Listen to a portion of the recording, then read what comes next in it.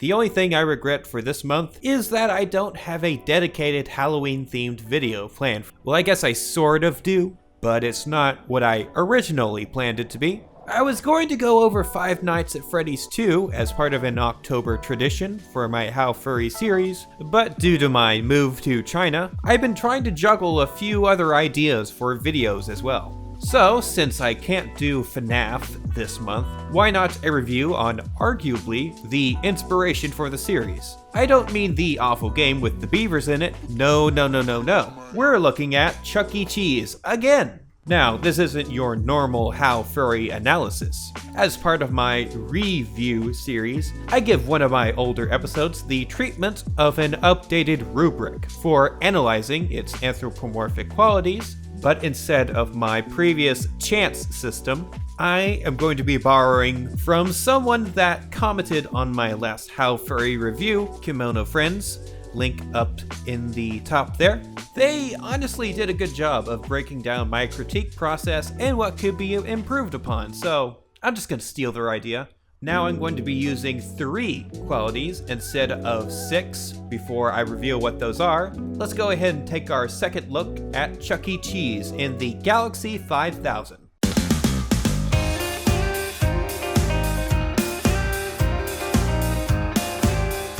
First of all, I will introduce this movie with an out-of-context clip.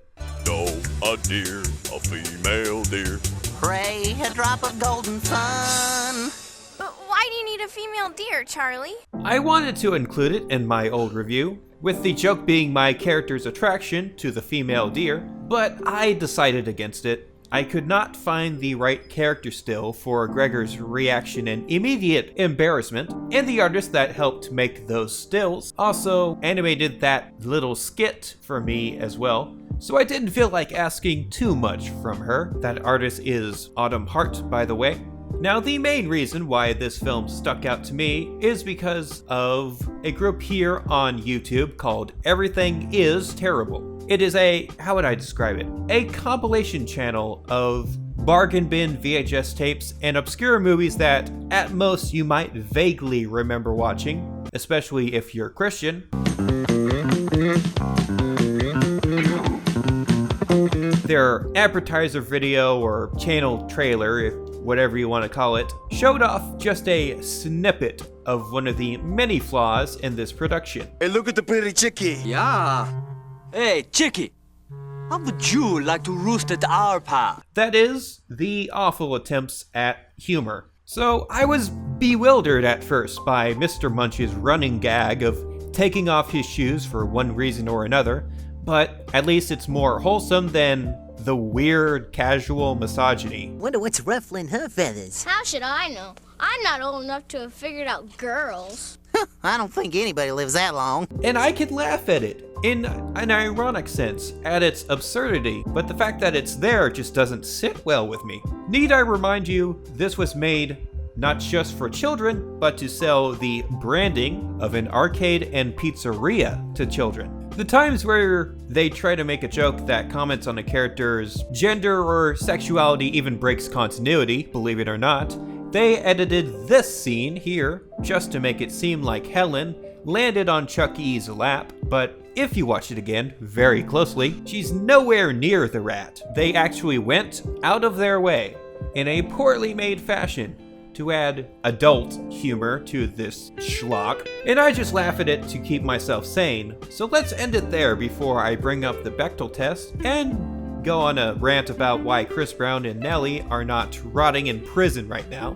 I think one of the other points that bewildered me that much was that Funimation was involved in this. The people that distributed and dubbed shows like Dragon Ball Z and One Piece helped make this good lord. Thankfully, anime was a big hit, right? I wish I didn't spend so much time geeking out about which Funimation voice actors were a part of this production in the last video, but I probably would have went on for 20 more minutes, to be honest. To me, it's just so funny seeing someone play let's say, a muscular superhero that's practically Superman until he's not and runs out of power, and then a vengeful alien prince full of personality, let's say, and then Mr. Munch, whatever the frig he's supposed to be. I'd argue that this is Christopher Sabat's worst acting performance to date, but that sounds really mean, so I'll just call it his least good acting performance. Surprisingly, I was able to contact one of the actors that was a part of this project, Miss Lydia Mackay. I would have wanted some other actors to respond to this. I even reached out to one of them on Twitter, but Lydia was the only one who responded to my email. So after I explained the purpose and scope of my project here on YouTube, the How Furry series, she went ahead and answered a couple of questions about some details on working on this project. I'll go ahead and read off the email that she gave me. According to Lydia, she had, quote, just graduated from college and had been doing a tiny bit of voice acting with Funimation. They had asked if she would audition for the Chuck E. Cheese film. So, sounds pretty typical. She threw in a couple of fun facts, one being a couple weeks before shooting, she had managed to drive the paddle bit of a drill gun into her thigh, long story, so her whole leg was bruised up. Because her costume in the film was super short, they had to cover her leg up with makeup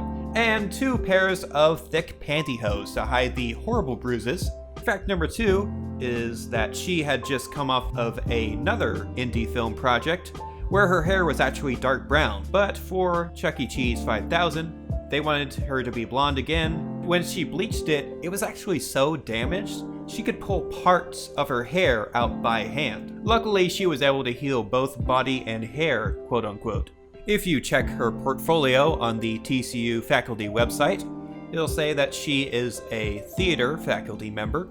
Being a theater girl, recording on a green screen was, quote, a trip. The cast was very friendly, the people on the set were very nice, and she noted how technologically advanced it looked for 1999, but now, quote, it seems like such a relic. Still pretty cool though, unquote.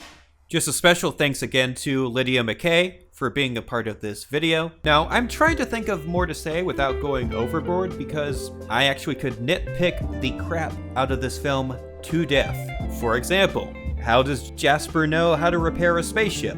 And how does Chucky and Jasper, how do they know how to pilot a spaceship? Like, it's explained later that Chucky doesn't have a lot of experience, and yet he almost gets second, actually. And the only thing that stopped him was the Vega 2 speed. And oh, their spaceship looks so anti-aerodynamic, and it has room for, like, 4 people? Really bad idea for a racing vehicle. There's a reason that, like, sports cars in actual sports races, NASCAR and F1, they only have room for one driver.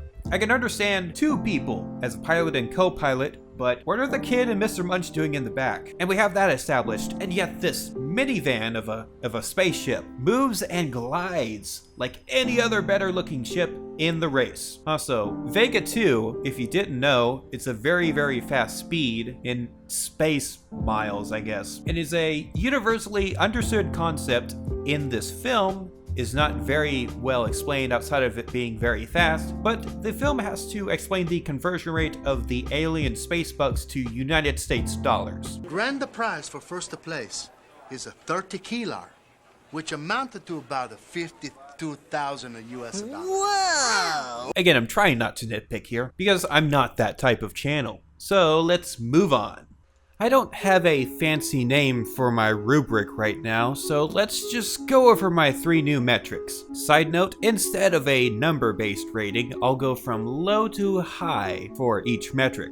First, let's talk about cast, or the proportion of main characters and otherwise that be furry. We have our main 4 of the Chuck E. Cheese canon, which is a thing, yes. If there's a wikia, then there's a canon, I would wager. And I made sure to do my research using the Showbiz Pizza Wikia, linked down below. We have Chuck E. Cheese, full name Charles Entertainment Cheese, who is a mouse despite looking more like a rat in my opinion. They do reference the fact that he is a mouse in the film, so don't worry too much about that, okay? What's this? A little mouse? Some sort of rodent. Next we have Jasper T. Jowls, a hound dog country bumpkin, if I ever saw one. Then our lead female character, one of only 2 in the film unfortunately, is a hen by the name of Henny, no relation. And finally we have our mystery meat of a character who goes by Mr. Munch. His species is monster, officially, but that's not the weirdest thing about him. I actually have a theory that while he subscribes to the gender of male, as pertaining to the Mr. right in front of his name, he totally has the colors of the non-binary pride flag. That's yellow, white, purple, and black. And that can only mean one thing. Shout out to all the NBs watching this video, by the by, you are all valid.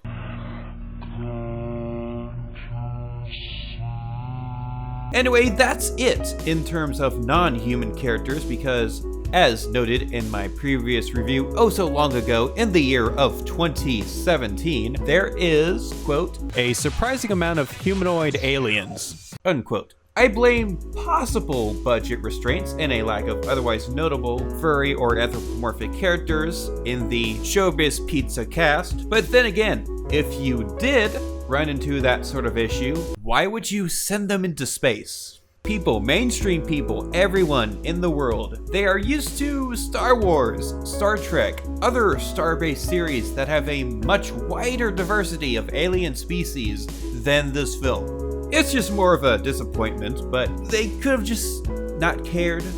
And if they don't care, then I won't. So to review, aside from Pasquale, the boy Charlie, our villains, Astrid, kind of everyone else, we have a main cast of all anthropomorphic characters.